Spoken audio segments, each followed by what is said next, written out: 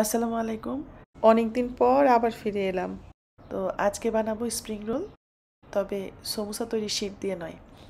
এটা বানাবো ইনস্ট্যান্ট একটা শীট তৈরি করে তারপরে। শীটটা তৈরি করার জন্য আমি এখানে নিয়েছি ১ কাপ ময়দা, ৩ টেবিল চামচ কর্নফ্লাওয়ার এবং সামান্য একটু লবণ দিয়ে নেড়েচেড়ে মিশিয়ে এর মধ্যে দিয়ে দিব ১.৫ কাপ পানি, একদম নর্মাল পানি। তো আরও আধা কাপ পানি আমি রাখলাম, প্রয়োজনে ব্যবহার করব। এবার খুব পাতলা একটা ব্যাটার তৈরি করে নিচ্ছি। আরও একটু পানি লাগবে, তো আমি বাকি আধা কাপ পানিও দিয়ে দিলাম। এর মধ্যে দিয়ে দিচ্ছি সামান্য পরিমাণে তেল। এবার খুব ভালো করে ফেটিয়ে এটাকে পাতলা একটা ব্যাটার তৈরি করে নিতে হবে। রোলের শীট বানানোর ব্যাটারটা একদম তৈরি হয়ে গেছে। এবার ঘনত্বটা কীরকম হলো সেটা দেখাচ্ছি।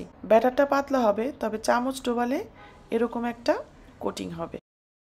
তো ব্যাটারটাকে একপাশে রেখে পুর তৈরি করে নিচ্ছি। পুর তৈরির জন্য আমি এখানে নিয়েছি ১ কাপ বাঁধাকপি কুচি, ১ কাপ গাজর কুচি, ৩/১ কাপ পেঁয়াজ কলির টুকরা, ১ পিঞ্চ গোলমরিচ গুঁড়া, আধা চা চামচ লবণ, ১ চা চামচ কাঁচামরিচ কুচি, আধা টেবিল চামচ চিনি, ১ টেবিল চামচ সয়া সস, ১ টেবিল চামচ পেঁয়াজ কুচি, ১ টেবিল চামচ রসুন কুচি, আধা টেবিল চামচ আদা কুচি আর সামান্য তেল নিয়েছি। এখানে অল্প একটু পানির মধ্যে ২ চা চামচ কর্নফ্লাওয়ারও গুলে রাখলাম, পরে কাজে লাগবে। আর আছে টুকরা করা চিকেন আধা কাপ। এবার একটা প্যানে অল্প পরিমাণে তেল দিয়ে তার মধ্যে একে একে দিয়ে দিচ্ছি রসুন কুচি, আদা কুচি আর পেঁয়াজ কুচি। এগুলোকে একটু নেড়ে চেড়ে নরম হওয়া পর্যন্ত অপেক্ষা করতে হবে। এরপর এর মধ্যে দিয়ে দিব সবজিগুলা, তবে চাইলে আপনারা চিকেনটাও আগে দিতে পারেন। আমি সবজিগুলো আগে দিয়েছি। আর পুরো রান্নাটা কিন্তু জোর আঁচে করতে হবে, মানে ফুল ফ্লেমে রান্নাটা করতে হবে। সবজিগুলো দিয়ে এবার চিকেনটাও দিয়ে দিচ্ছি একপাশে। তারপর সবজি আর চিকেনটাকে খুব ভালোভাবে নেড়েচেড়ে মিশিয়ে নিচ্ছি।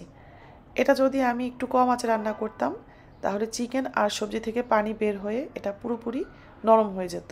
তাতে করে সবজির কচকচে ভাব, মানে ক্রাঞ্চিনেসটাই আর থাকতো না।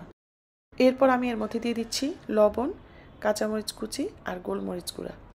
মোট কথা পুরো রান্নাটা হাই ফ্লেমে ৪ থেকে ৫ মিনিটের মধ্যে শেষ করতে হবে। তো আমার পুরো একদম রেডি। এবার নামানোর আগ মুহূর্তে দিচ্ছি ১ টেবিল চামচ সয়া সস, আধা টেবিল চামচের চেয়ে একটু কম চিনি আর গুলে রাখা কর্নফ্লাওয়ার থেকে ২ চা চামচ পরিমাণ কর্নফ্লাওয়ার দিয়ে এটাকে চুলা থেকে নামিয়ে ঠান্ডা করে নিতে হবে। এরপর রোলের জন্য শীট তৈরি করে নিব। আর শীট তৈরির আগে আমি কিছুটা ময়দা নিয়ে তার মধ্যে অল্প পরিমাণে পানি দিয়ে একটা পেস্ট তৈরি করে নিচ্ছি, মানে আঠা তৈরি করে নিচ্ছি। এই আঠাটা রোলটা আটকে রাখার কাজ করবে, এতে করে রোল বানানোর সময় রোলটা আর খুলে যাবে না। তারপর আঠা তৈরি হয়ে গেছে। এবার আমি একটা প্লেটে সামান্য তেল দিয়ে ব্রাশ করে নিচ্ছি, যাতে গরম গরম শীটটা রাখার পরে প্লেটের সাথে আটকে না যায়। প্রত্যেকটা শীট রাখার পরেই কিন্তু এরকম করে তেল ব্রাশ করে নিতে হবে। প্যানটা একদম হালকা গরম করে নিয়েছি, এর মধ্যে একটু তেল দিয়ে এভাবে টিস্যু দিয়ে মুছে নিলাম। তো সামান্য পরিমাণে ব্যাটার নিয়ে এভাবে গোল করে পাটিসাপটা পিঠার মতো ছড়িয়ে দিতে হবে। আর এটা পুরোপুরি শুকিয়ে যাওয়া পর্যন্ত অপেক্ষা করতে হবে। খেয়াল রাখতে হবে চুলা আঁচটা যেন একদমই কমানো থাকে।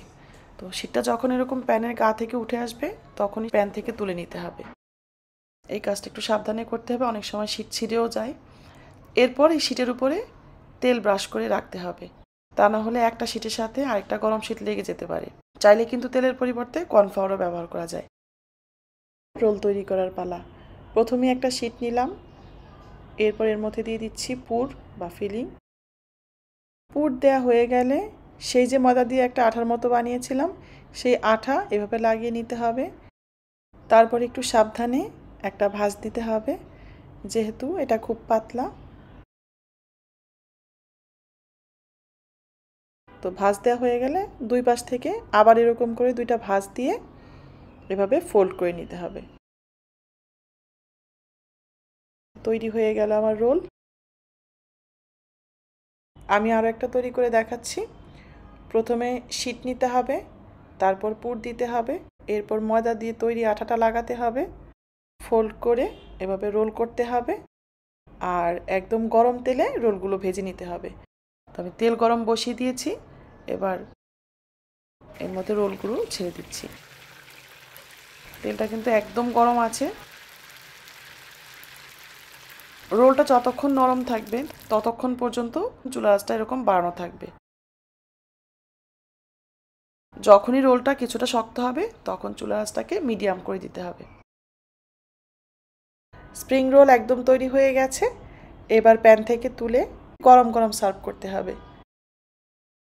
ভিডিওটি যদি আপনাদের ভালো লাগে তাহলে একটু সাপোর্ট করবেন, সাবস্ক্রাইব করবেন। রেসিপিটি ভালো লাগলে অবশ্যই একবার ট্রাই করবেন। আর সবাই খুব ভালো থাকবেন।